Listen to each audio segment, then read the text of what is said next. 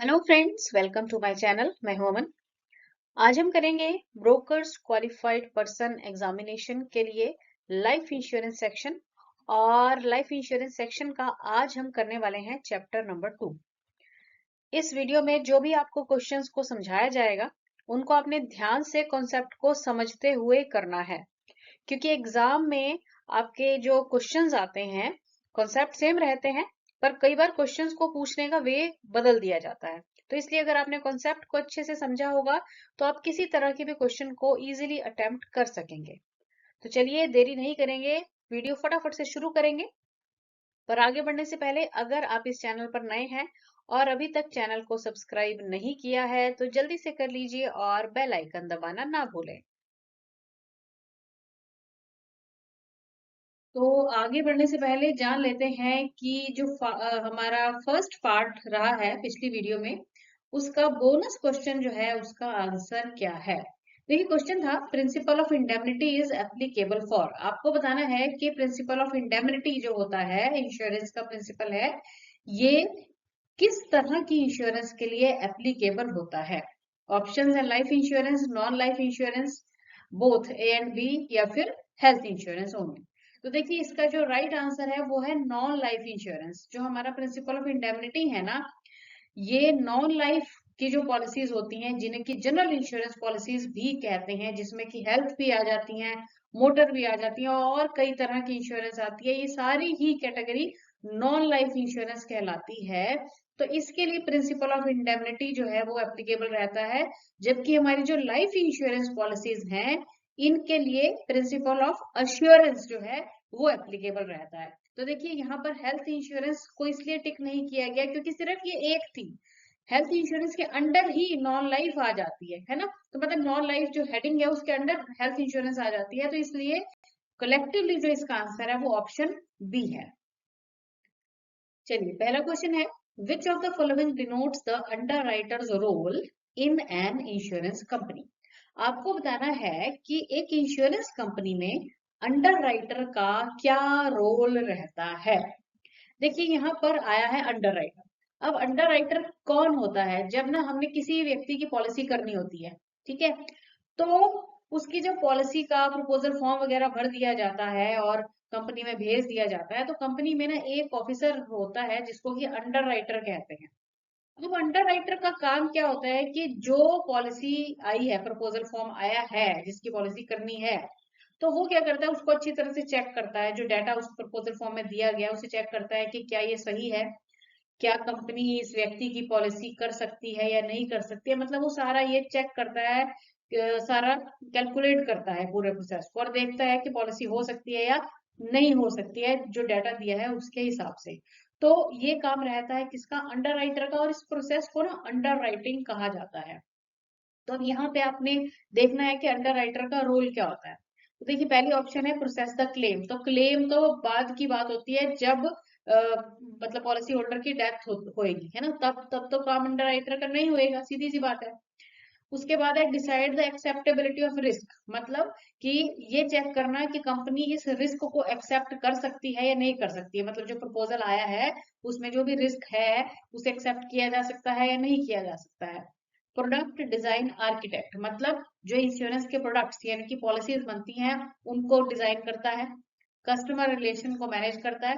तो देखिए, I think आप समझ गए होंगे कि इसका राइट आंसर ऑप्शन बी है। वो क्या करता है, अंडरराइटर का रोल क्या होता है? रिस्क की एक्सेप्टेबिलिटी को डिसाइड करना। तो मेनली ये काम करता है अंडरराइटर। अंडरराइटर ही डिसाइड करता है कि पॉलिसी किसी की जा सकती है या फिर नहीं की जा सकती है। ठीक है, तो ये अंडरराइटर का काम होता है।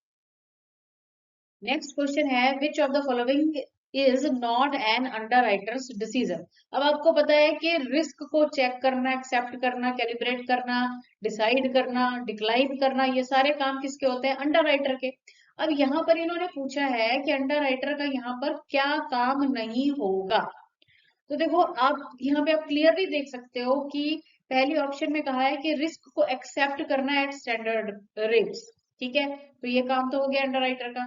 फिर है डिक्लाइन, डिक्लिनेचर ऑफ द रिस्क, मतलब रिस्क को डिक्लाइन कर देना कि नहीं, ये रिस्क कंपनी एक्सेप्ट नहीं करेगी तो इसकी बंदे की पॉलिसी नहीं होगी। थर्ड है पोस्टपोनमेंट ऑफ द रिस्क, यानी कि रिस्क को उन्होंने पोस्टपोन कर दिया कि अभी नहीं है, हम पॉलिसी कर सकते, थोड़े समय बाद कर लेंगे, ठीक है ना। तो ये तीनों काम तो किसके हो गए, अंडरराइटर के। क्लेम रिजेक्शन, देखो भाई क्लेम तो आता ही बाद की बात है, अंडरराइटर का काम तो शुरू में ही होता है जब पॉलिसी करनी होती है। क्लेम का काम कब होता है, जब एक्सीडेंट या फिर मिस हैपनिंग हो जाती है, ठीक है ना। तो क्लेम के टाइम पे अंडरराइटर का कोई काम नहीं होता, ये अंडरराइटर के डिसीजन में नहीं आता है। तो इसलिए ऑप्शन डी जो है ये राइट आंसर आएगा। तो आपने अब ध्यान रखना है कि अंडर राइटर का काम जो है ना वो स्टार्टिंग में होता है, जब वो प्रपोजल तैयार होके आता है, उसके बाद डिसाइड करना कि प्रपोजल जो आया है उसको सिलेक्ट करना है, एक्सेप्ट करना है या नहीं करना है, मतलब रिस्क को पूरा जांचना परखना, ये काम है under writer. Who among the following individuals are considered as high risk by insurance companies? Choose the most appropriate option. अब देखिए इस क्वेश्चन में ये पूछा गया है कि नीचे कुछ 4 ऑप्शंस दी गई हैं, इनमें से कौन सी ऐसी ऑप्शन है जिसे कि इंश्योरेंस कंपनी हाई रिस्क की कैटेगरी में मानेगी। तो ऑप्शंस है इंडिविजुअल्स हु रेगुलरली कंज्यूम पान मसाला, ऐसा इंडिविजुअल जो कि लगातार आमतौर पे पान मसाला कंज्यूम करता है। Tea to tailor, tea to tailor का मतलब होता है जो कि शराब वगैरह नहीं पीते हैं, टी टू टेलर हो गए वो। Individual who are under the influence of sedatives and other stimulants, ऐसे इंडिविजुअल जो कि नशे वगैरह के अंडर है, मतलब नशे का अच्छा सेवन करते हैं वो रेगुलरली, ठीक है। और लास्ट ऑप्शन कह रही है individual who consume non vegetarian food regularly, ऐसे व्यक्ति जो कि रेगुलरली नॉन वेजिटेरियन फूड जो है वो खाते हैं। तो देखिए हाई रिस्क की कैटेगरी में अब आप समझ गए हैं आई थिंक कौन से ऐसे लोग होंगे जो कि नशे के ज्यादा आदी हैं, है ना। तो ऑप्शन सी जो है वो राइट आंसर आ जाएगा, ठीक है जी। क्योंकि ऐसे केसेस को अंडर राइटर क्या करेगा, वो डिक्लाइन कर देगा कि नहीं, ऐसे लोगों की इंश्योरेंस नहीं हम कर सकते, तो ये हाई रिस्क की कैटेगरी में आएंगे। Which of the following condition will affect a person's insurability negatively? अब इनमें से बताना है कि कौन सा ऐसा व्यक्ति है जिसकी जो इंश्योरेबिलिटी है, मतलब जिसकी इंश्योरेंस जो है वो नहीं की जा सके, मतलब उसकी इंश्योरेबिलिटी को नेगेटिवली अफेक्ट करेगी, कौन सी ऐसी कंडीशन है। ऑप्शन है डेली जॉग्स, मतलब कोई व्यक्ति डेली जॉगिंग करता है। बैंड सब्सटेंस एब्यूसिव, मतलब वो ऐसे सब्सटेंसेस का आदी है जो कि हमारे समाज में बैंड है, मतलब जिनकी मनाही है, जैसे नशा वगैरह हो गया। लेजी नेचर है और प्रोक्रेस्टिनेशन है। प्रोक्रेस्टिनेट का मतलब होता है जो कि आज का काम कल पे टाल देता है। तो अब इनमें से कौन सा ऐसा व्यक्ति है जिसकी इंश्योरेबिलिटी को नेगेटिवली अफेक्ट करने वाली नेचर कौन सी होगी।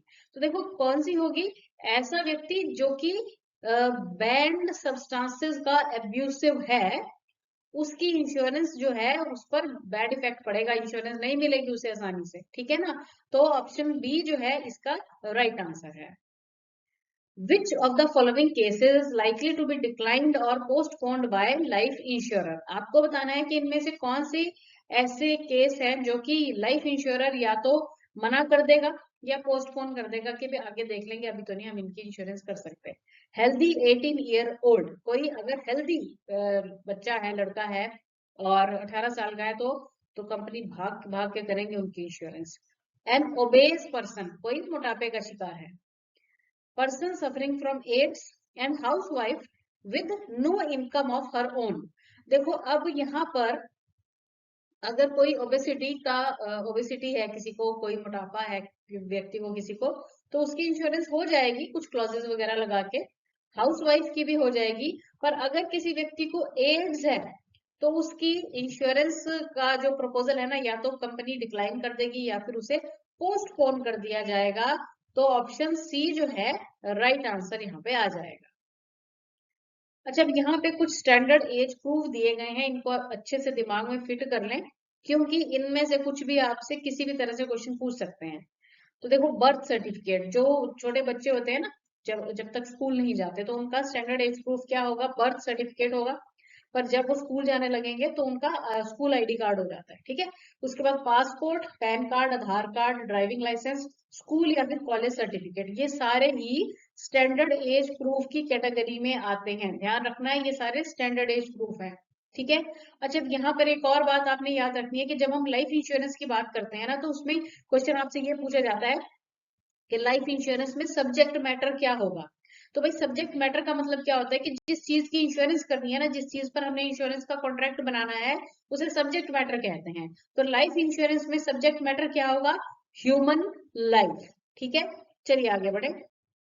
अब इसी तरह से स्टैंडर्ड एड्रेस प्रूफ भी याद कर लें। Passport, Aadhaar card, driving licence, voter ID card, bank passbook, electricity या फिर फोन बिल, ये सारे स्टैंडर्ड एड्रेस प्रूफ्स हैं। ठीक है, यहाँ पे पैन कार्ड नहीं है, कई बच्चों को नहीं पता चलता है। पैन कार्ड में ध्यान से अगर देखें तो उसमें सिर्फ आपका नाम होगा, फादर्स नेम होता है और डेट ऑफ बर्थ होगी, उसमें एड्रेस नहीं होता है। तो इस बात का ध्यान रखना है। अच्छा, अगर आप एक IC38 का एग्जाम देना चाहते हैं तो मिनिमम क्वालिफिकेशन उसमें 10th होगी, मिनिमम एज होती है 18 साल। चलिए अगला क्वेश्चन है, which of the following is not a standard age proof. इसमें से कौन सा स्टैंडर्ड एज प्रूफ नहीं कहलाएगा? तो पासपोर्ट स्टैंडर्ड एज प्रूफ है, स्कूल लिविंग सर्टिफिकेट भी है, बर्थ सर्टिफिकेट भी है, पर होरोस्कोप यानी कि जन्म पत्री जो है वो स्टैंडर्ड एज प्रूफ नहीं होगा। तो इसलिए ऑप्शन सी आपका राइट आंसर है। Which among the following can not be termed as an asset. अब इनमें से किसे आप अपना असेट नहीं मान सकते। असेट का मतलब तो ऐसी प्रॉपर्टी जो आपकी अपनी हो। अब कार आपका सेट है, ह्यूमन लाइफ हमारा सेट है, हाउस हमारा सेट है, पर एयर और सनलाइट ये ऐसी चीजें हैं जो कि भगवान ने सभी को बराबर दी हैं, प्रकृति ने सभी के लिए एक समान दी हैं। तो ये किसी का भी असेट नहीं होती है, इसलिए ऑप्शन सी है जो राइट आंसर आएगा। नेक्स्ट हम बात करेंगे रिस्क क्लासिफिकेशन की। तो यहाँ पर 4 कैटेगरीज हैं रिस्क क्लासिफिकेशन की, और इन्हें कैटेगराइज किया गया है according to medical point of view. तो सबसे पहले यहाँ पर दिया गया है स्टैंडर्ड लाइफ। देखिए स्टैंडर्ड लाइफ एक इस प्रकार का जीवन है जिसमें कि नॉर्मल है, मतलब कोई ऐसा व्यक्ति है जिसकी कि नॉर्मल सी लाइफ है। अगर बीमारियां हैं भी तो छोटी मोटी सी बीमारियां हैं, कोई गंभीर बीमारी नहीं है, मतलब बिल्कुल एक आम लाइफ जो है, आम जीवन जो है, वो स्टैंडर्ड लाइफ रिस्क कैटेगरी में आ जाता है। उसके बाद नेक्स्ट यहाँ पर दिया गया है प्रेफर्ड रिस्क। देखिए प्रेफर्ड रिस्क में क्या रहता है कि ये इस तरह के लोग हो जाते हैं जो कि ना बहुत ज्यादा स्वस्थ हैं, बहुत अच्छी एक्सरसाइज करते हैं, मतलब उनके अगर बॉडी चेकअप किया जाए तो उन्हें कोई भी बीमारी नहीं है, तो वो प्रेफर्ड रिस्क की कैटेगरी में आ जाएंगे। उसके बाद नेक्स्ट है जी यहाँ पे थर्ड जो है ये है सब स्टैंडर्ड लाइफ्स। सब स्टैंडर्ड लाइफ्स कौन सी रिस्क कैटेगरी होती है जिसमें कि ऐसे लोग ना ज्यादातर बीमारियों से घिरे रहते हैं। मतलब ये नहीं है कि इनको बहुत ज्यादा गंभीर बीमारियां होती है, पर अक्सर ये बीमार हैं, इनका जो लिविंग स्टाइल है, लाइफ स्टाइल है, वो भी बहुत अच्छा नहीं है ना, तो ये सब स्टैंडर्ड लाइफ कैटेगरी आ जाती है। तो ये तीन हमने की ना, स्टैंडर्ड, प्रेफर्ड और सब स्टैंडर्ड, ये ऐसे रिस्क कैटेगरीज हैं जिनको की लाइफ इंश्योरेंस जो है वो मिल जाती है। स्टैंडर्ड और प्रेफर्ड को तो आराम से मिल जाती है, सब स्टैंडर्ड में भी कुछ क्लॉजेस वगैरह लगा के मिल जाती है। पर जो यहाँ पे फोर्थ कैटेगरी है ना, डिक्लाइन रिस्क, ये इस तरह के मतलब लाइफ स्टाइल आ जाता है जिसमें कि ऐसी गंभीर बीमारियां हैं जिनको कि क्योर भी नहीं किया जा सकता। तो ऐसी रिस्क कैटेगरी जो रहती है, तो ऐसे प्रपोजल जो है वो अक्सर इंश्योरेंस कंपनीज के द्वारा रिजेक्ट या फिर पोस्टपोन कर दिए जाते हैं। तो चलिए इनसे रिलेटेड क्वेश्चंस करेंगे। Santosh has applied for term insurance policy. His anticipated mortality is significantly lower than standard lives and hence could be charged a lower premium. Under risk classification, Santosh will be classified under dash. तो देखिए यहाँ पर question है कि एक संतोष नाम के व्यक्ति हैं जिन्होंने टर्म इंश्योरेंस पॉलिसी के लिए अप्लाई किया है, और उनका जो एंटिसिपेटेड मोर्टेलिटी है ना वो बहुत कम है स्टैंडर्ड लाइफ के कंपैरेटिवली, मतलब बहुत अच्छा एक स्वस्थ उनका शरीर है स्टैंडर्ड लाइफ के कंपैरेटिवली भी, बहुत स्वस्थ हैं, कोई बीमारी नहीं है, और फिर उनका जो प्रीमियम भी कैलकुलेट किया गया ना वो भी प्रीमियम बहुत कम बना। तो आपको बताना है कि वो कौन सी कैटेगरी में आएंगे अगर हम रिस्क क्लासिफिकेशन की बात करें। तो देखिए स्टैंडर्ड लाइफ से भी बेटर है, तो वो कौन सी रिस्क कैटेगरी में आ जाएंगे? Preferred risk. क्योंकि देखिए जो प्रेफर्ड रिस्क की कैटेगरी में आते हैं उनका प्रीमियम भी कम है, जैसे हमने बात की कि ये बहुत ज्यादा स्वस्थ लोग हैं, बहुत अच्छा हेल्दी लाइफस्टाइल इनका होता है, तो प्रीमियम भी कंपैरेटिवली कम लगेगा, प्रेफर्ड रिस्क की कैटेगरी में ये आएंगे। Mr. Brijesh, a 40-year-old individual, is perceived a substandard risk by the insurance company. Then which one of the following statement will hold true with regard to risk acceptance by the insurance company? अब यहाँ पर बताया गया है कि mister Brijesh जो है ना, ये 40 साल की इनकी उम्र है और इनकी जो कैटेगरी आई ना इंश्योरेंस कंपनी के हिसाब से वो सब स्टैंडर्ड रिस्क की आई है। ठीक है, तो अब आपको बताना है, जो नीचे ऑप्शन दी गई हैं कि सब स्टैंडर्ड रिस्क कैटेगरी अगर आ रही है तो कौन सी ऑप्शन जो है इनके लिए ट्रू यहाँ पर बैठेगी। Risk will be accepted at ordinary rates, risk will be accepted at lower rates, risk will be accepted with an extra और over tabular rate of premium, या फिर रिस्क जो है वो डिक्लाइन कर दिया जाएगा।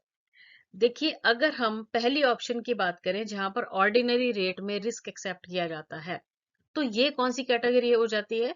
ये होती है स्टैंडर्ड लाइफ की। ठीक है, सेकंड ऑप्शन है कि रिस्क जो है वो कम प्रीमियम पर एक्सेप्ट किया जा रहा है, तो ये आ जाती है प्रेफर्ड रिस्क की। ठीक है, और थर्ड जो दिया गया है कि रिस्क को एक्सेप्ट तो कर लिया जाएगा पर प्रीमियम जो है वो थोड़ा ज्यादा लिया जाएगा, तो ये आ जाएगी सब स्टैंडर्ड रिस्क की। और जो फोर्थ ऑप्शन यहाँ पे दी गई है कि रिस्क को डिक्लाइन कर दिया जाएगा, तो ये जो हमारी फोर्थ वाली थी, कौन सी थी वो, डिक्लाइंड रिस्क वाला है ना, तो वो ऑप्शन डी आ जाएगी। पर अकॉर्डिंग टू द सिचुएशन यहाँ पर जो राइट आंसर है वो ऑप्शन सी है। Mr. Vimal is a 32-year-old healthy non-smoker teetotaler individual who applies for life assurance from ABC Limited Insurance Company. Which one of the following statement will hold true with regard to risk acceptance by the insurance company? अब ये जो mister विमल हैं, 32 साल की उम्र है इनकी और हेल्दी हैं, स्मोकिंग भी नहीं करते हैं और अल्कोहल भी नहीं पीते हैं, और इन्होंने एबीसी कंपनी है कोई, वहां से इंश्योरेंस के लिए अप्लाई किया है। अब आपको बताना है कि कौन सी कैटेगरी में ये आएंगे। तो इन्होंने कहा है कि risk will be accepted at ordinary rates, risk will be accepted with an extra over tabular rate of premium, risk will be accepted with a lien on sum assured, and risk will be accepted with restrictive clause। तो देखिए यहाँ पे सब कुछ ठीक है, ordinary rates पे उनका जो है रिस्क एक्सेप्ट कर लिया जाएगा, तो ऑप्शन ए जो है ये आपका राइट आंसर है। Amrita is pregnant, she has applied for term insurance cover. Which of the below option will be best option to choose for an underwriter to offer the insurance to Amrita? तो अब यहाँ पर आप situation समझ गए हैं कि अमृता प्रेग्नेंट है और टर्म इंश्योरेंस के लिए अप्लाई किया गया है, और अब अंडरराइटर जो है कौन सी ऑप्शन चुनेंगे इनको इंश्योरेंस देने के लिए। देखिए, फर्स्ट ऑफ ऑल तो अगर ऐसी सिचुएशन है तो इसमें इंश्योरेंस नहीं की जाती है। ठीक है, पर अगर वो करना ही चाहते हैं तो ऐसे केस में फिर क्या होगा कि जो प्रपोजल एक्सेप्ट होगा पर वो रिस्ट्रिक्टिव क्लॉजेस के साथ होगा। ठीक है, तो इसलिए ऑप्शन डी जिसमें बताया गया है कि acceptance with the restrictive clause, ये आ जाएगा right answer. Sheena is suffering from acute diabetes. She has applied for insurance plan. In this case, the underwriter is most likely to use dash for underwriting. देखिए, अब शीना को ना diabetes की बीमारी है, मधुमेह की बीमारी है, और उन्होंने इंश्योरेंस प्लान के लिए अप्लाई किया है, तो अब इस केस में अंडरराइटर क्या करेगा? देखिए, क्या होगा कि डायबिटीज जो है ये कोई जानलेवा बीमारी नहीं है ना, तो अब अंडरराइटर जो है वो इनका पहले प्रॉपर मेडिकल वगैरह होगा, एक प्रॉपर प्रोसीजर रहता है इसके लिए, और जजमेंट मेथड का यूज करेंगे और फिर अंडरराइटिंग की कर दी जाएगी और उसके बाद इनको इंश्योरेंस जो है वो मिल जाएगी। Why is hereditary history is of importance in medical underwriting? देखिए, यहाँ पर कहा गया है कि हेरिडिटरी हिस्ट्री जो है वो मेडिकल अंडरराइटिंग में क्यों जरूरी रहती है। हेरिडिटरी हिस्ट्री को आप ऐसे मान सकते हैं कि आनुवंशिक इतिहास की क्या आवश्यकता रहती है। ठीक है, तो इसमें ऑप्शंस पढ़ते हैं, बड़ी इंटरेस्टिंग ऑप्शंस हैं। पहली ऑप्शन है rich parent have healthy kids, मतलब जो रिच पेरेंट होंगे ना उनके जो बच्चे हैं वो हेल्दी होते हैं। ठीक है, फिर कहा गया है कि certain diseases can be passed on from parents to children, कुछ जो बीमारियां हैं वो पेरेंट्स से बच्चों में ट्रांसफर हो जाती हैं। Poor parents have mall nutrition kids, मतलब जो गरीब पेरेंट्स होते हैं उनके बच्चे कुपोषण का शिकार होते हैं।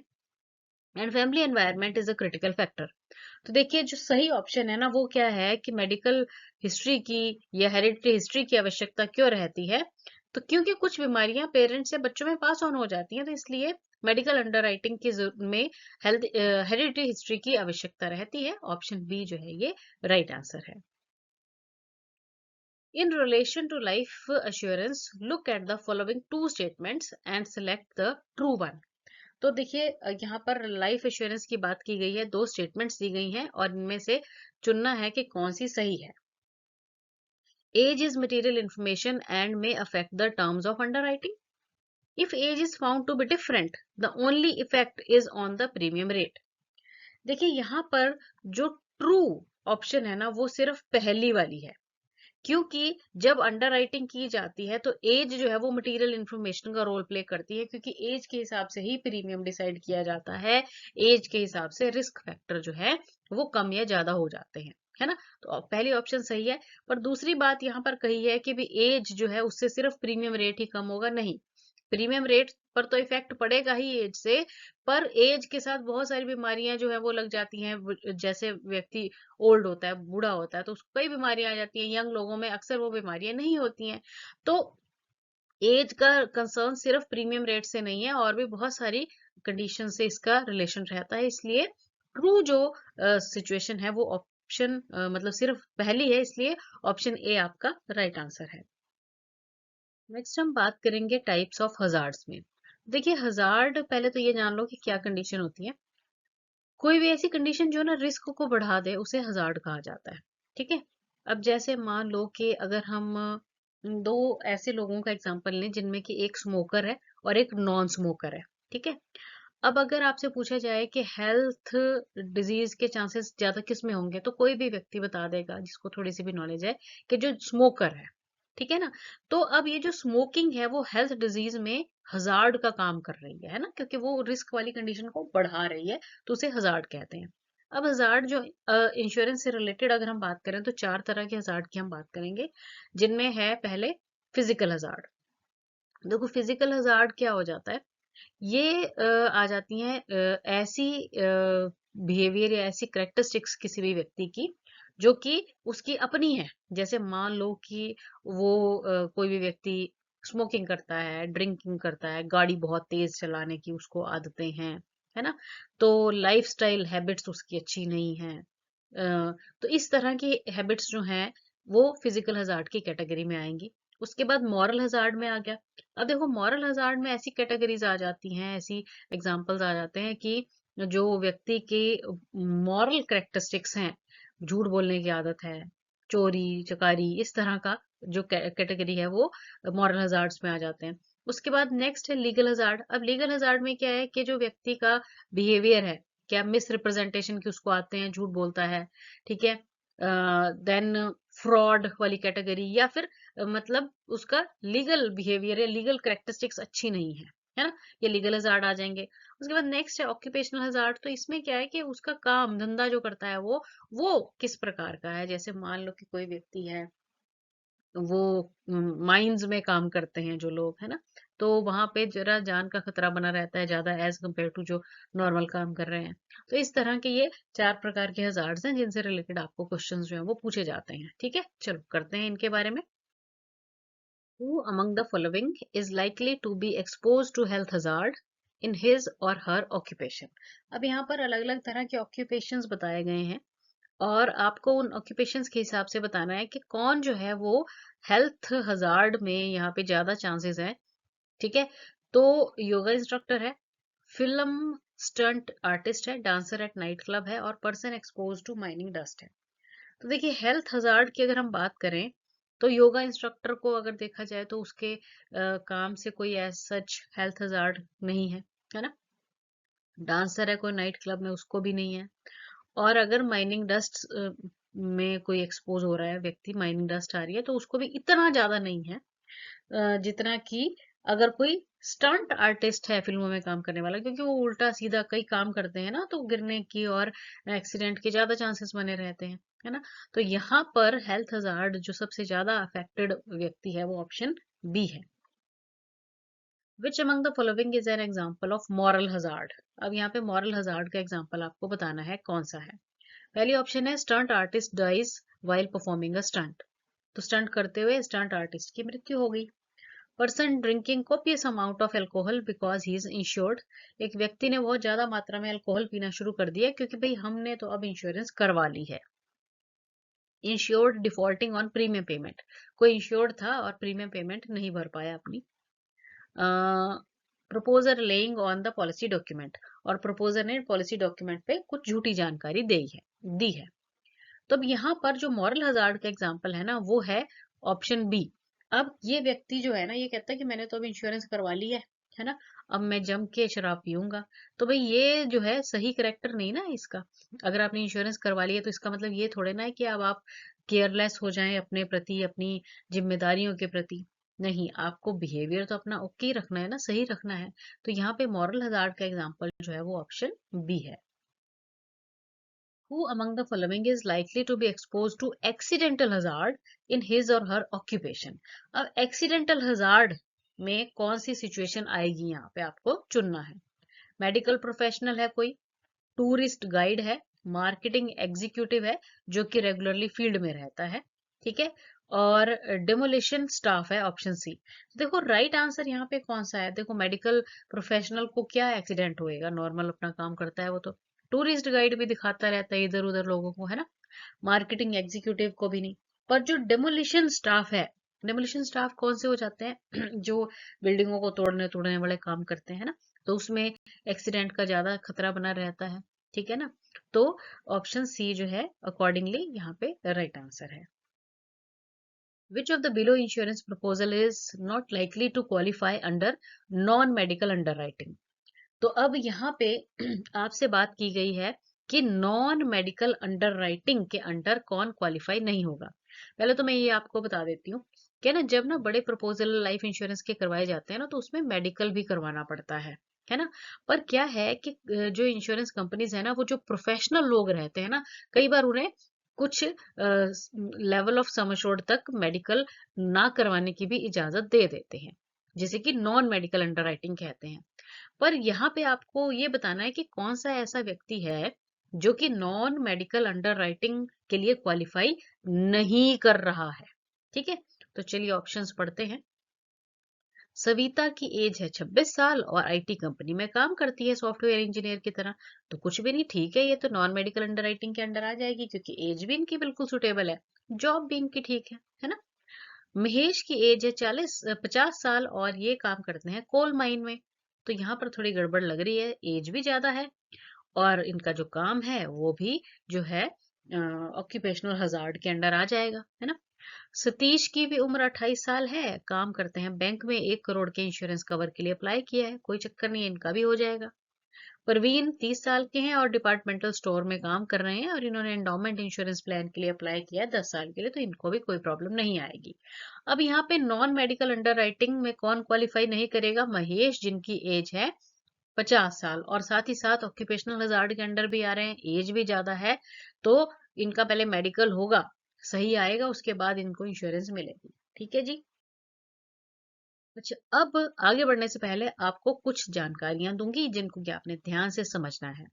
देखो क्या है कि यहाँ पर आपके लिए कुछ बहुत सारे टर्म्स लिखी हुई हैं, है ना। इनमें सबसे पहली टर्म अगर आप देखो तो ये क्या लिखा है, प्रोस्पेक्टस, ठीक है। अब प्रोस्पेक्टस क्या होता है, देखो जब हमने प्रोस्पेक्टस की बात आती है तो हमारे दिमाग में सिर्फ स्कूल और कॉलेज आते हैं, जहाँ पे एडमिशन लेनी हो तो प्रोस्पेक्टस मिलता है। अब बस वही चीज अपने दिमाग में यहाँ पे फिट कर लीजिए। जब ना इंश्योरेंस कंपनीज अपने किसी भी प्रोडक्ट के बारे में, नए प्रोडक्ट के बारे में मार्केट में निकालती हैं तो उसकी पूरी जो जानकारी है वो जिस लिफलेट या जो भी बुकलेट वगैरह होती है जिसमें कि नए से नए प्रोडक्ट की जानकारी मिलती है ना। जैसे कोई भी नई पॉलिसी आई तो उसकी जानकारी जो है लोगों तक कैसे पहुंचेगी, वो उसके लिए एक छोटी सी बुकलेट या फिर कुछ लिफलेट वगैरह प्रिंट करते हैं, जिससे कि दूसरे व्यक्ति को, कोई भी जो व्यक्ति है उसने अगर पॉलिसी खरीदनी है तो उसे पूरी जानकारी उससे मिल जाएगी, तो उसे क्या कहेंगे हम, प्रोस्पेक्टस कहेंगे, ठीक है। अब क्या है, इसको हम ना एक स्टेप बाय स्टेप चलते हैं। क्या हुआ कि एक व्यक्ति ने मतलब एक इंश्योरेंस एडवाइजर ने किसी व्यक्ति को प्रोस्पेक्टस दिखाया, ठीक है, और बताया कि ऐसे ऐसे ये नई पॉलिसी आई है तो आप ये ले लो। तो अब प्रोस्पेक्टस में उसे उस पॉलिसी के बारे में पूरी जानकारी मिल गई। ठीक है जी।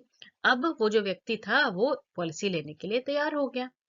अब क्या है कि जब कोई व्यक्ति पॉलिसी करवाने के लिए या खरीदने के लिए तैयार हो जाता है तो उसके लिए एक फॉर्म भरना पड़ता है, जिसे कि प्रपोजल फॉर्म कहते हैं।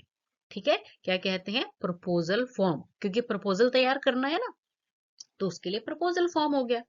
अब प्रपोजल फॉर्म पर सारी जानकारी जो है वो एक इंश्योरेंस एडवाइजर के द्वारा उस व्यक्ति से पूछकर सही सही लिखी जाती है, मतलब सही जानकारी जो है वो दी जाती है, और उस प्रोसेस को क्या कहते हैं? प्राइमरी लेवल की अंडरराइटिंग कह देते हैं। ठीक है, और प्राइमरी अंडरराइटर या फिर फील्ड अंडरराइटर किसे कह देते हैं? एजेंट को या फिर इंश्योरेंस एडवाइजर। ठीक है, और उसके बाद आपको पता है कि जो फॉर्म भर के जो एडवाइजर है, इंश्योरेंस एडवाइजर या एजेंट, वो कहाँ चला जाता है? वो ऑफिस में चला जाता है, और ऑफिस में वहां वो फॉर्म जमा करवा देते हैं, और जो अंडरराइटर वहां पर बैठा है ऑफिस वाला, वो सारा चेक करता है डाटा, जो भी आपने फॉर्म पे लिखा है, सारी इंफॉर्मेशन जो दी है वो चेक करते हैं। उसमें देखते हैं कि क्या कंपनी रिस्क एक्सेप्ट करेगी इस व्यक्ति का या नहीं करेगी, है ना। और अगर रिस्क एक्सेप्ट कर लेगी कंपनी, तो वो फिर प्रीमियम बना देते हैं। फिर एजेंट जो है वो प्रीमियम वहां पे ऑफिस में जमा करवा देते हैं। जब प्रीमियम जमा करवा दिया जाता है तो उस पहली प्रीमियम जमा करवाने पर एक क्या मिलती है? रसीद मिलती है। ठीक है, जिसे कि फर्स्ट प्रीमियम रिसीट कहते हैं।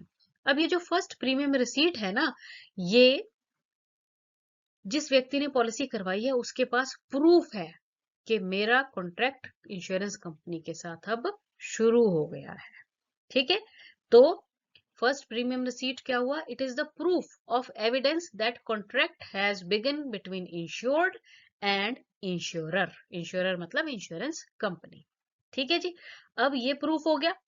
उसके बाद थोड़े दिन बाद आपको क्या मिल जाता है? पॉलिसी बॉन्ड मिल जाता है, जो कि पक्का प्रूफ हो जाता है कि हाँ जी ये, क्योंकि प्रीमियम रिसिप्ट तो गुम भी हो सकती है। और पॉलिसी बॉन्ड जो है बड़ी बुकलेट होती है, जो कि आपको 10-15 दिन बाद बाय पोस्ट मिल जाता है, और आपका जो है प्रूफ पक्का हो जाता है कि हमारी ये पॉलिसी चल पड़ी है, हमारा कॉन्ट्रैक्ट जो है कंपनी के साथ चल पड़ा है।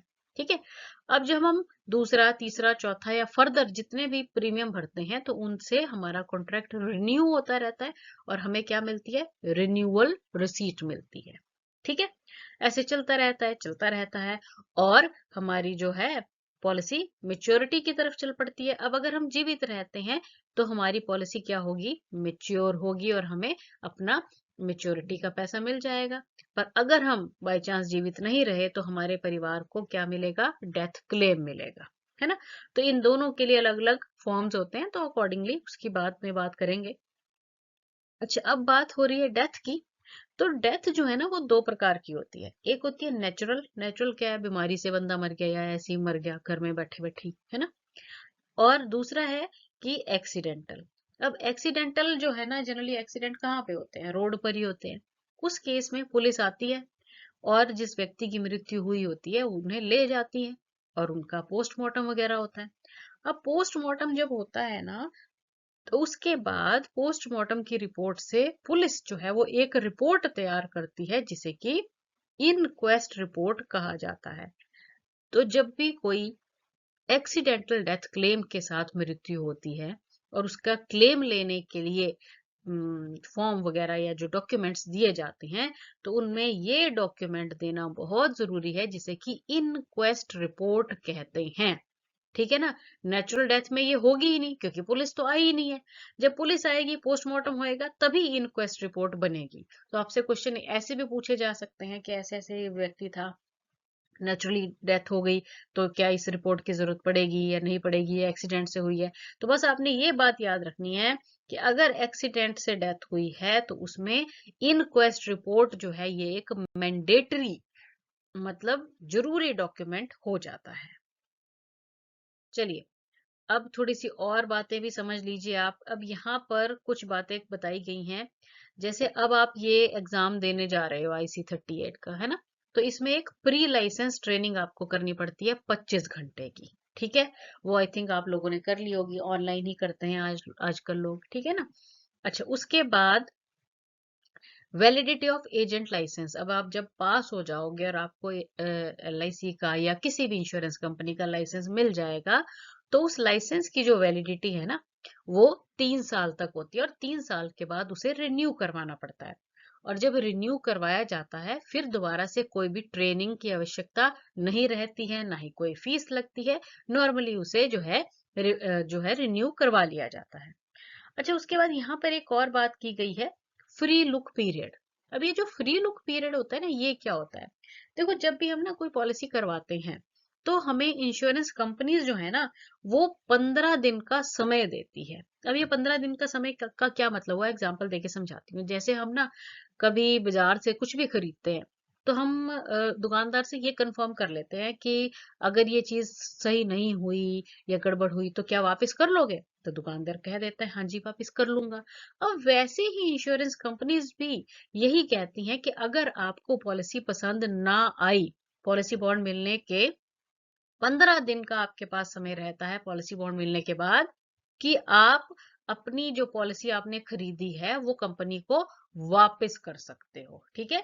और इस 15 दिन के समय को फ्री लुक पीरियड कहते हैं।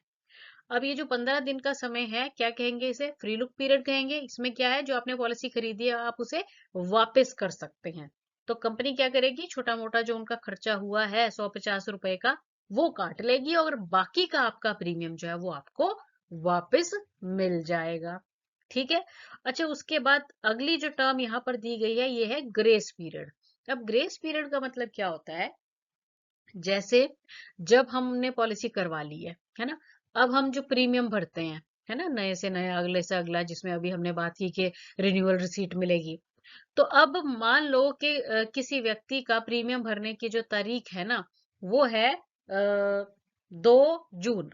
ठीक है? हर साल वो 2 जून को भरता है, मतलब एनुअल प्रीमियम है उसका, मान लो।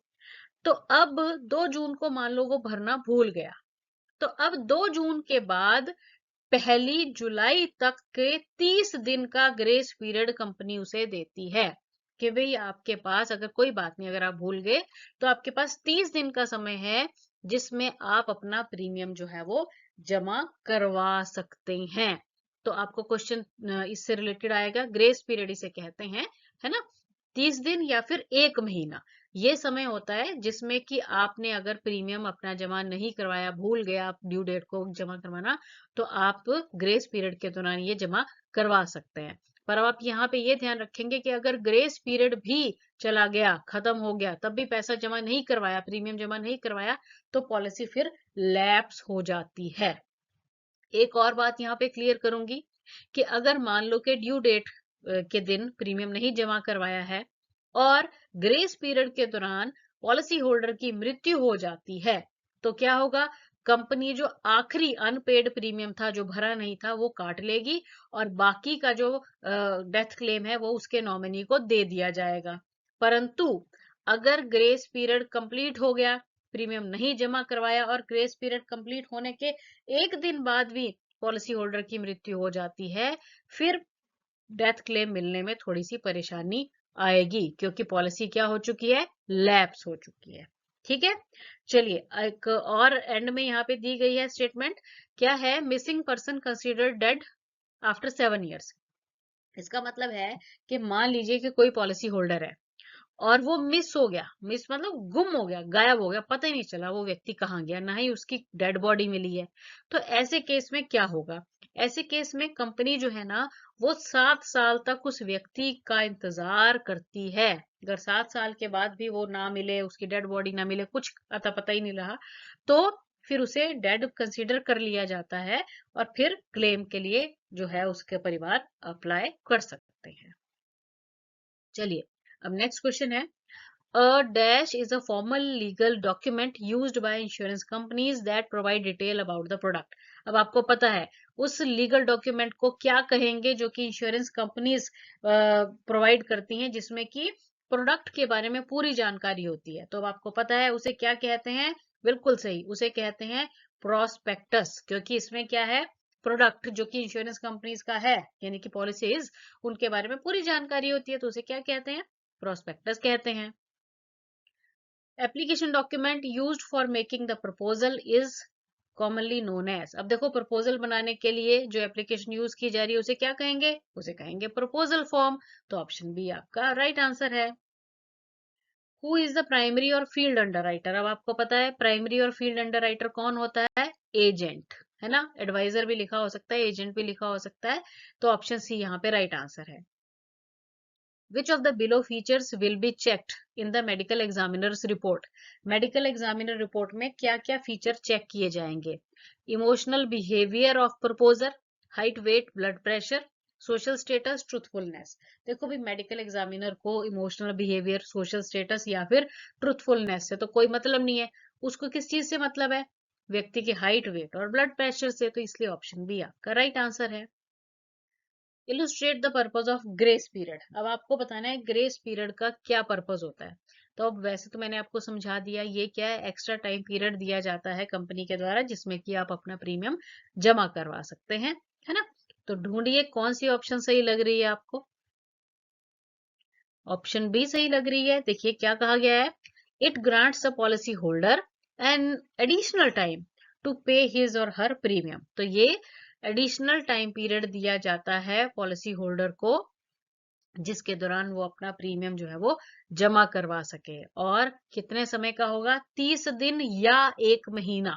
ये ऑप्शन याद रखनी है, 30 डेज और 1 मंथ। ठीक है, तो ऑप्शन बी आपका यहाँ पे राइट आंसर है। If an insurance company accepts a risk with a lien on sum assured, then what does this imply? अब देखिए इन्होंने कहा है कि अगर इंश्योरेंस कंपनी रिस्क एक्सेप्ट करती है with lean on sum assured, तो इसका मतलब क्या है? देखिए जो लीन का है ना सम अश्योर्ड में, इसका मतलब क्या है कि अगर लाइफ इंश्योर्ड की किसी पर्टिकुलर कारण की वजह से मृत्यु हो गई एक पर्टिकुलर पीरियड में, तो जो डेथ बेनिफिट मिलेगा वो कम दिया जाएगा, डिक्रीज्ड मिलेगा। ये होता है लीन ऑन सम अश्योर्ड। ठीक है, मतलब वो पर्टिकुलर स्पेसिफाई करेंगे कि ये कॉजेज और इतने पीरियड के दौरान अगर लाइफ अश्योर्ड की मृत्यु हो गई तो जितना सम अश्योर्ड है उससे कम जो है वो क्लेम के रूप में मिलेगा। ठीक है, तो इसलिए ऑप्शन ए जो है ये आपका राइट आंसर है। Which of the below statement is correct regarding the policy returned by policy holder during the free look period? देखिए फ्री लुक पीरियड के दौरान पॉलिसी होल्डर ने अपनी पॉलिसी रिटर्न करनी है, तो करेक्ट स्टेटमेंट आपको यहाँ पे बतानी होगी कि कौन सी है। Insurance company will refund 100% of premium, insurance company will refund 50% of premium, insurance company will refund premium after adjusting the proportionate risk premium for the period on cover, medical expenses, stamp duty charges etc. और last option कह रही है कि insurance company will forfeit the entire premium. देखिए जैसा कि मैंने आपको बताया कि फ्री लुक में अगर हम अपनी पॉलिसी वापस कर देते हैं तो कंपनी का जो अपना छोटा मोटा खर्चा हुआ है, स्टैंप ड्यूटी चार्जेस या मेडिकल एक्सपेंसेस वगैरह, वो कंपनी काट लेती है और बाकी का पैसा जो है वो जो व्यक्ति है उसे वापस कर दिया जाता है। तो इसलिए ऑप्शन सी आपका राइट आंसर है।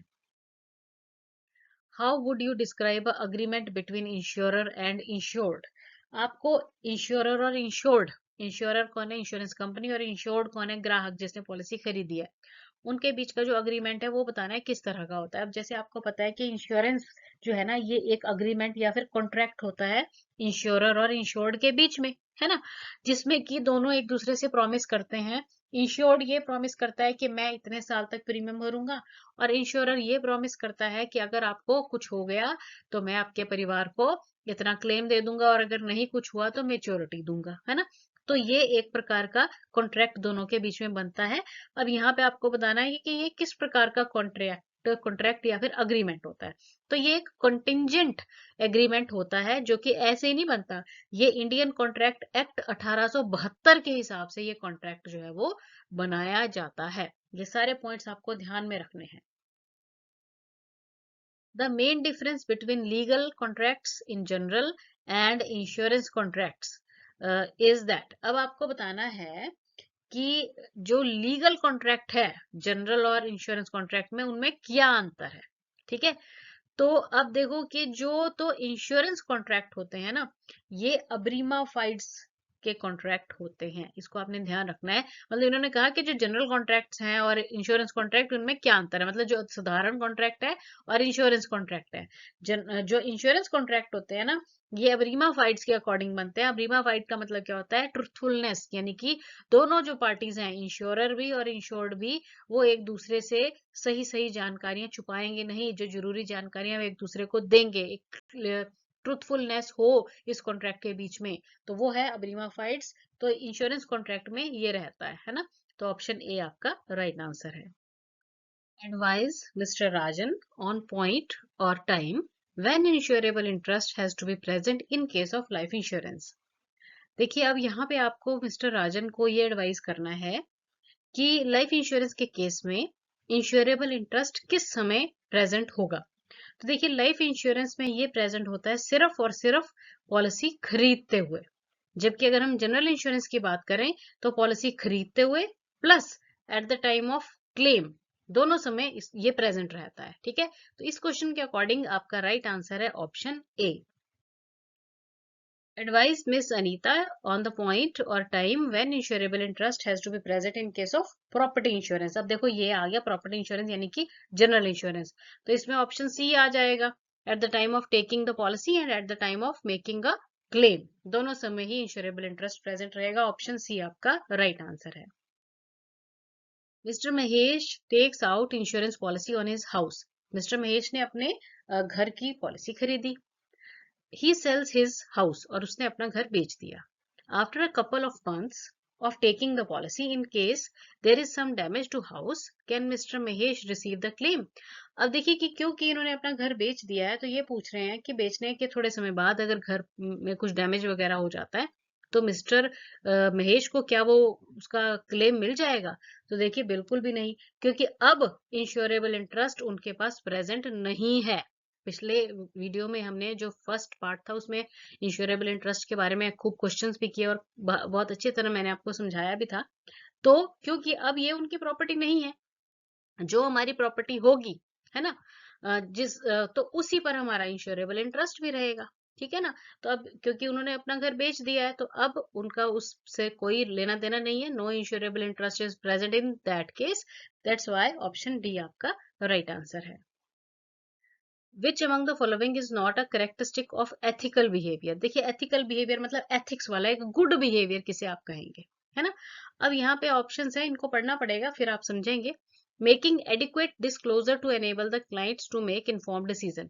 अब देखिए कि एजेंट को इतनी तो जानकारी क्लाइंट को देनी चाहिए ना, ताकि वो एक प्रॉपर डिसीजन ले सके प्रोडक्ट के बारे में, है ना। तो ये तो अच्छा बिहेवियर है। Maintaining a confidentiality of clients business and personal information.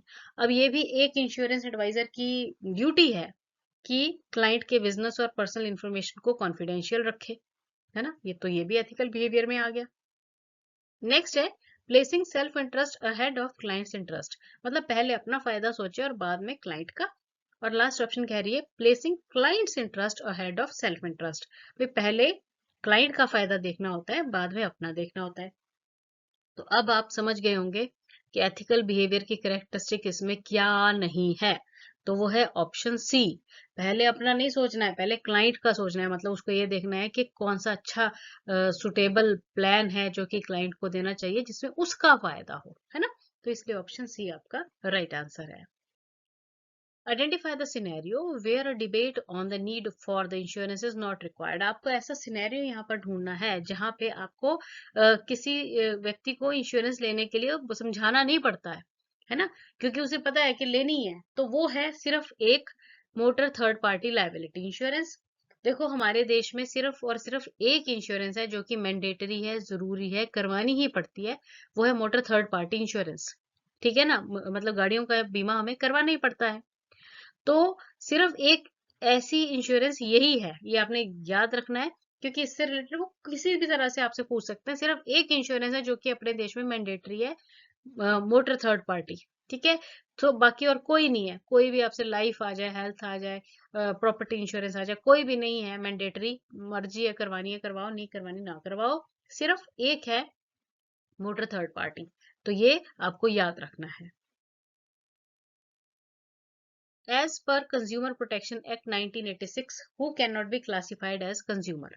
देखिए अब क्वेश्चन यहाँ पर आ गया है कि कंज्यूमर प्रोटेक्शन एक्ट 1986 की अगर हम बात करें तो किसे आप कंज्यूमर नहीं मानेंगे, तो ऑप्शंस पढ़नी पड़ेंगी। हायर्स गुड्स और सर्विसेज फॉर पर्सनल यूज, ऐसा व्यक्ति जिसने कि सामान या फिर सर्विसेज ली हैं अपने यूज के लिए। नेक्स्ट ऑप्शन है person who boys goods for resale purpose, मतलब कोई ऐसा व्यक्ति है जो कि रीसेल करने के लिए सामान खरीदता है।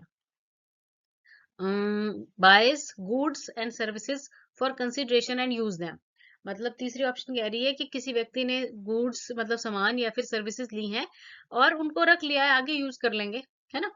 और लास्ट ऑप्शन कह रही है uses the services of another for a consideration, मतलब कंसिडर कर लिया है कि इसको हम आगे यूज करेंगे। तो अब यहाँ पर कंज्यूमर कौन नहीं है?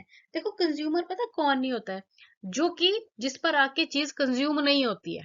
अब जैसे कस्टमर और कंज्यूमर में बेसिक डिफरेंस यही है, कस्टमर क्या है, खरीदार, पर जो कंज्यूमर है वो क्या है, वो है ग्राहक जो कि कंज्यूम कर लेता है ना। मतलब उस पर आके चीज खत्म होगी, अब आगे नहीं बेच रहा है वो। तो यहाँ पर option B, person who buys goods for resale purpose, अब जो रीसेल के लिए बेच रहा है, खरीद रहा है मतलब सामान, वो कंज्यूमर नहीं कहलाएगा, वो कस्टमर है। ठीक है, तो इसलिए ऑप्शन बी आपका राइट आंसर है। Regulators insist that agent should give the best advice, that means, अब देखो आपको पता है कि इंश्योरेंस इंडस्ट्री का रेगुलेटर कौन है, IRDAI, ये आप जानते हैं। अब जो रेगुलेटर क्या कहता है, वो इंसिस्ट करता है एजेंट को बेस्ट एडवाइस देने के लिए। ठीक है, ये गाइडलाइंस है रेगुलेटर्स की इंश्योरेंस एजेंट्स के लिए। इसका मतलब क्या है, देखो इसका मतलब होता है कि एजेंट जो है ना, उसे क्लाइंट को सबसे अच्छा जो क्लाइंट की जरूरत का प्लान है या इंश्योरेंस पॉलिसी है उसके रिगार्डिंग और उसकी जरूरतों के हिसाब से, उसकी फाइनेंशियल स्टेटस के हिसाब से उसको सही प्लान के बारे में एडवाइस देनी चाहिए, ये कहता है रेगुलेटर। तो यहाँ पर ये ऑप्शन सी कह रही है agent should give best suited advice to the client out of several alternate solutions, मतलब जो भी अलग अलग सॉल्यूशंस है उनमें से बेस्ट एडवाइस जो है वो क्लाइंट को देनी चाहिए, है ना। एजेंट की ये ड्यूटी है। सिलेक्ट द करेक्ट स्टेटमेंट, अब आपको यहाँ पे करेक्ट स्टेटमेंट सिलेक्ट करनी है।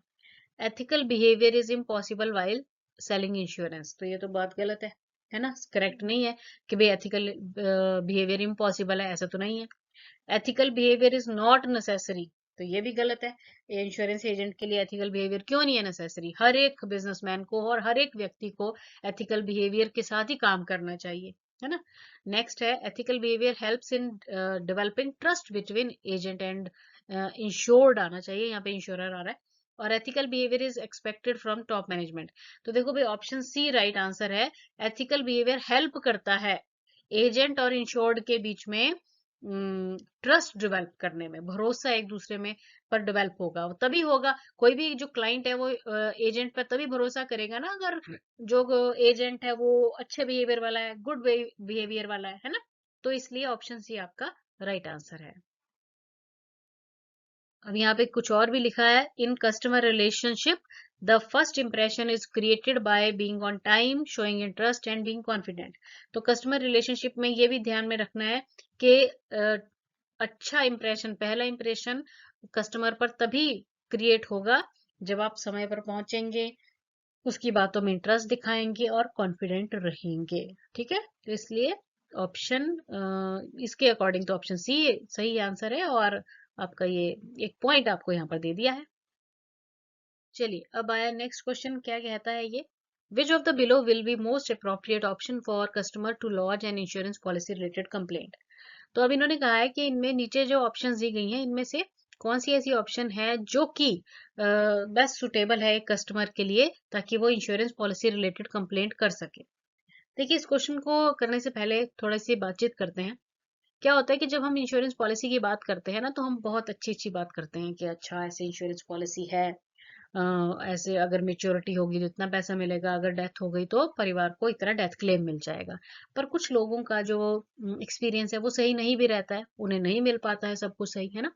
तो ऐसे केस में अब इंश्योरेंस पॉलिसी के रिलेटेड कंप्लेंट करने के लिए कहाँ जाए, है ना, पुलिस के पास जाएं, कहाँ जाएं, कोर्ट में जाएं। तो देखो पहले तो क्या था कि इंश्योरेंस के कस्टमर्स को ना कंज्यूमर ही माना जाता था। तो कंज्यूमर कोर्ट में ही जाना पड़ता था, और कंज्यूमर कोर्ट में तो वैसे ही इतने जनता होती है, वहां पे बहुत केसेस होते हैं। तो फिर बड़ी मुसीबत होती है, भाई क्या किया जाए। तो फिर क्या हुआ कि इंश्योरेंस ऑम्बड्समैन, जिसको कि बीमा लोकपाल कहा जाता है, इसका गठन किया गया 1998 में।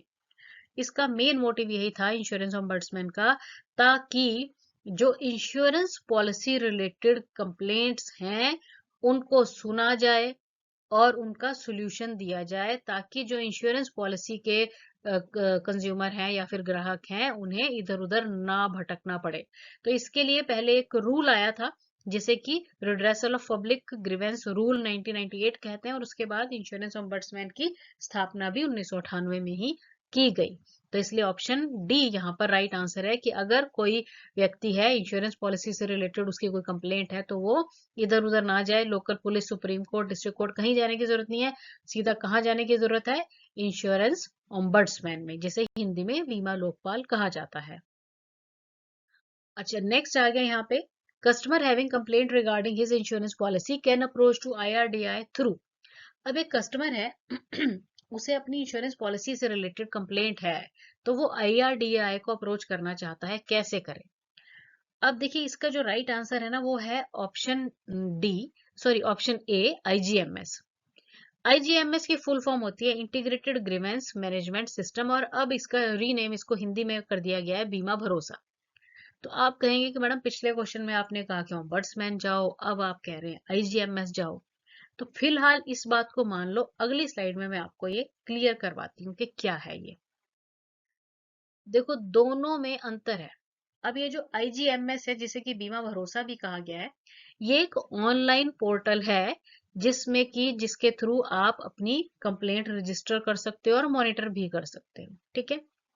जबकि जो इंश्योरेंस ओम्बड्समैन है, ये एक इंडिपेंडेंट अथॉरिटी है जहां पर कंप्लेंट्स जाती हैं, ठीक है ना। ऑनलाइन आता रहता है पोर्टल पे, जो ये IGMS है, ये पोर्टल है एक प्रकार का, है ना। यहाँ पे पता चलता रहता है कि रजिस्टर करवा सकते हैं, मॉनिटर कर सकते हैं। पर जो फिजिकल बॉडी है वो है इंश्योरेंस ओम्बड्समैन, इंडिपेंडेंट अथॉरिटी है, जो कि कंप्लेंट्स को आपके सुनेंगे और उन पर फिर ये अपने फैसले भी देंगे, जो कि इंश्योरेंस कंपनी को मानने होंगे। तो ये बेसिक डिफरेंस होता है IGMS और इंश्योरेंस ओम्बड्समैन में।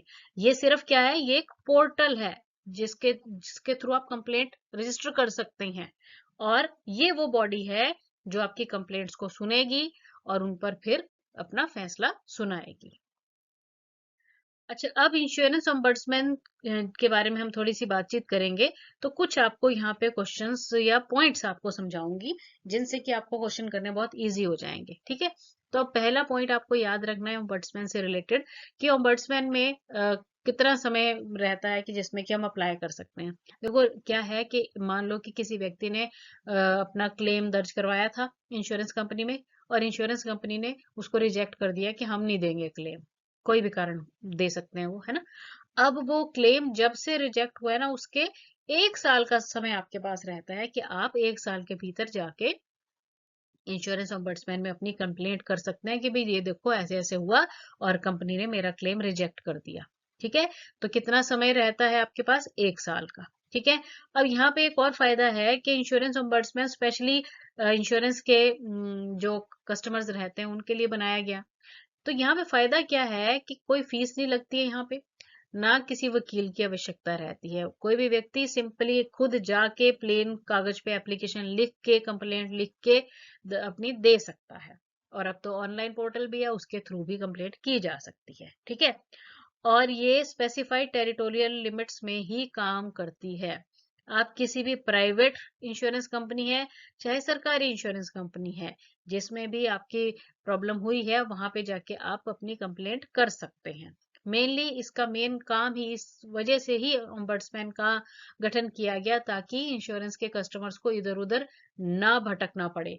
कई तो क्लेम इतने कम होते हैं कि गरीब लोग होते हैं, तो वो फीस भी नहीं अफोर्ड कर सकते, तो इसलिए कोई फीस नहीं है, कोई वकील नहीं है, डायरेक्ट जाके व्यक्ति अपनी कंप्लेंट जो है आराम से कर सकता है। अच्छा, अब यहाँ पर थोड़ी सी और आपको जानकारी लेनी है।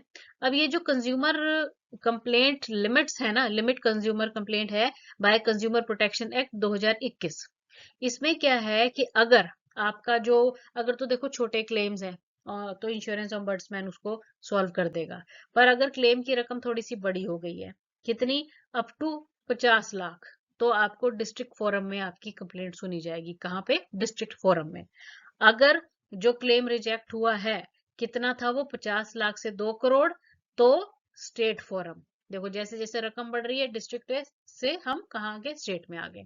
और अगर 2 करोड़ या उससे ऊपर का वैल्यू है क्लेम का जो रिजेक्ट हुआ है, तो कहाँ जाएंगे आप, कहाँ पे कंप्लेंट होगी, नेशनल कमीशन में। ठीक है, अब ये अभी मैं आपको ये वैल्यूज बता रही हूँ, और जब भी ऐसी फिगर्स वाली वैल्यूज आए, वैल्यूज की बात हो, तो एक बार आप गूगल पे भी चेक कर लिया कीजिए, क्योंकि ये वैल्यूज जो है वो सरकार के द्वारा बदली जाती हैं, नियम बदल जाते हैं, तो ये वैल्यूज जो है इनमें वेरिएशंस आ सकती हैं। नेक्स्ट क्वेश्चन आ गया है जी। Dash has jurisdiction to entertain matters where the value of goods or services and compensation claim is up to 20 lakhs। अब ये कहते हैं कि आपको बताना है कि jurisdiction लेवल क्या होगा अगर जो क्लेम, कंपनसेशन क्लेम है उसकी वैल्यू कितनी है, 20 लाख रुपए तक की है। देखो अब आपको मैंने सिंपल शब्दों में समझाया कि अगर वैल्यू है कितनी, 50 लाख रुपए तक, ठीक है, फिर वो 20 लाख पूछे, 30 लाख पूछे, 35 पूछे, 45 पूछे, तो आपने सीधा जाना है कहाँ, डिस्ट्रिक्ट फोरम। क्लियर है ये बात? ठीक है, जब वो पैसों की बात कर देंगे ना, फिर आपने ओम्बड्समैन भी छोड़ देना है, फिर सीधा डिस्ट्रिक्ट, स्टेट, नेशनल पे जाना है, और अमाउंट को चेक करते हुए। ठीक है, बात हो रही है कितनी, 20 लाख तक। अब ये 30 लाख लिख दें, 40 लिख दें, 50 तक की बात है, तो डिस्ट्रिक्ट फोरम इसका आंसर आएगा। Which of the below consumer grievance redress agency would handle the consumer disputes amounting 50 lakhs to 200 lakhs? 50 lakh से 2 करोड़ तक का अगर अमाउंट है, तो कौन सी एजेंसी हैंडल करेगी, अब आपको पता है। ये हो गई कौन सी, स्टेट, है ना। और अगर 2 करोड़ या उससे ऊपर का आ जाएगा तो नेशनल कमीशन होगा, है ना। तो ऑप्शन बी यहाँ पे राइट आंसर आ गया। State which of the following statement is true और फॉल्स। आपको बताना है कि नीचे जो दो स्टेटमेंट्स दी गई हैं, इनमें से ट्रू कौन सी है और फॉल्स कौन सी है। Ombudsman have judicial authority, ombudsman के पास जुडिशियल अथॉरिटी है। Ombudsman appointed by the insurance company, और ओम्बड्समैन को इंश्योरेंस कंपनी अपॉइंट करती है। तो दोनों ही स्टेटमेंट्स गलत हैं, क्योंकि ओम्बड्समैन जुडिशियल अथॉरिटी नहीं है, इंडिपेंडेंट अथॉरिटी है ये। ठीक है, तो और इसको कोई इंश्योरेंस कंपनी भी अपॉइंट नहीं करती है, तो इसलिए ऑप्शन सी यानी कि both are false is the right answer. Please arrange the sentences in ascending order, ascending order में इन सेंटेंसेस को अरेंज करना है। File complaint in writing with ombudsman, claim rejected by insurer, file claim by insure to insurer. तो देखो पहले, सबसे पहले क्या हुआ, पहले हुआ कि क्लेम फाइल किया गया इंश्योर्ड के द्वारा इंश्योरर के पास, उसके बाद इंश्योरर ने क्लेम कर दिया रिजेक्ट। ठीक है, और फिर जब क्लेम रिजेक्ट हो जाए उसके बाद कहाँ पे कंप्लेंट करेंगे आप, ओम्बड्समैन में, है ना। तो इसलिए 3 to 1 जो है राइट सीक्वेंस इसका आएगा, ऑप्शन बी आपका राइट आंसर है। Which among the following is not suitable for launching the complaint with ombudsman, ombudsman के पास आप कंप्लेंट लेकर जाना चाहते हैं, कौन सी बात यहाँ पे सुटेबल नहीं है। Complaint must be by an individual on personal line insurance, तो बिल्कुल सही बात है, ये तो कंप्लेंट कोई भी इंडिविजुअल पर्सनली जाके कर सकता है। Complaint must B launch with in 1 year of insurer rejecting the complaint, तो कंप्लेंट जो है विद इन 1 साल, 1 साल के विद इन करनी होती है, उसके बाद अगर जाएंगे फिर नहीं बात बनेगी, है ना। और complainant has to approach the consumer forum prior to ombudsman, जो कंप्लेनेंट है जिसने कंप्लेंट करनी है वो कंज्यूमर फोरम के पास जाए बजाय कि ओम्बड्समैन। तो ये बात सही नहीं है यहाँ पे, जब ओम्बड्समैन बना हुआ है, इंश्योरेंस ओम्बड्समैन का काम ही ये है, तो जरूरी कंज्यूमर फोरम में जाके धक्के खाने ही है। तो इसलिए अगर रिलेटेड टू इंश्योरेंस कोई भी कंप्लेंट है तो सीधा ओम्बड्समैन में जाके शिकायत आराम से कीजिए। When did appointment of insurance agent regulation came into force? देखिए इंश्योरेंस एजेंट रेगुलेशन जो है ये कब इसकी स्थापना हुई, 1 अप्रैल 2016 में। 1 अप्रैल 2016 को इंश्योरेंस एजेंट रेगुलेशंस की स्थापना हुई थी। तो ऑप्शन सी आपका राइट आंसर है। Who is a composite insurance agent? देखिए कॉम्पोजिट इंश्योरेंस एजेंट पता क्या होता है, जो लाइफ की भी, जनरल की भी, हेल्थ की भी है ना, इंश्योरेंस पॉलिसीज कर सकता है। मतलब उसके पास मल्टी, हम कह सकते हैं लाइसेंस है, तो उसे आप कॉम्पोजिट इंश्योरेंस एजेंट कहेंगे। ऑप्शन डी आपका राइट आंसर है। Who is authorized to make appointment of individual as insurance agent? आपको बताना है कि किसके पास अथॉरिटी होती है एक इंश्योरेंस एजेंट को अपॉइंटमेंट देने की।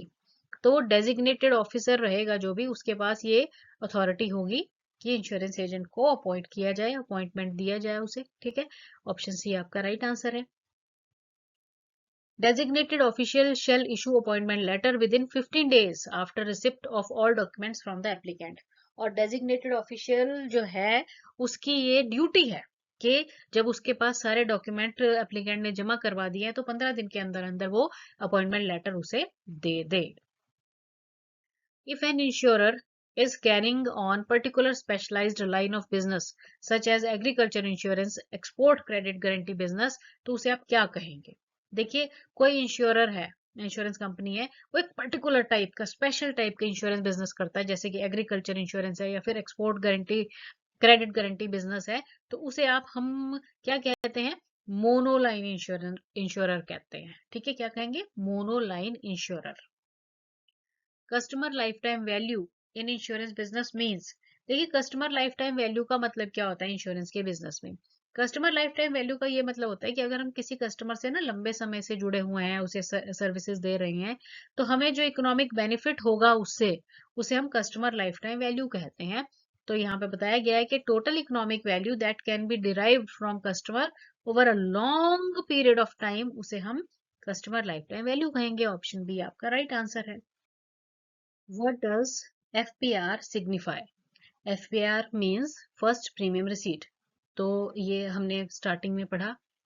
तो फर्स्ट प्रीमियम रिसीट का मतलब क्या होता है?